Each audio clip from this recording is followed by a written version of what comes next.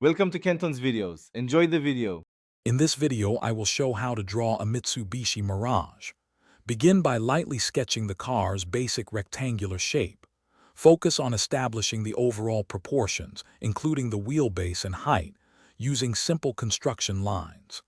Then, roughly block out the main body, the passenger cabin, and the areas for the wheel arches. This foundational step is crucial for accurate placement of details later on. Now let's refine the body contours. Gently curve the roofline and fenders to match the Mirage's sleek design.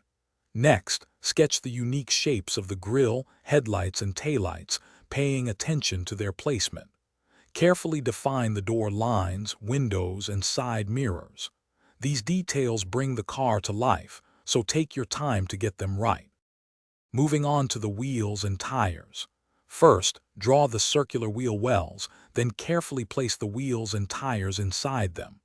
Add the hubcap or rim details, making sure they are proportionate and centered. Finally, lightly indicate any visible interior elements, such as the seats or dashboard, through the windows. These small touches enhance the realism of your drawing. For the final touches, let's add shading to give your Mirage drawing depth and dimension.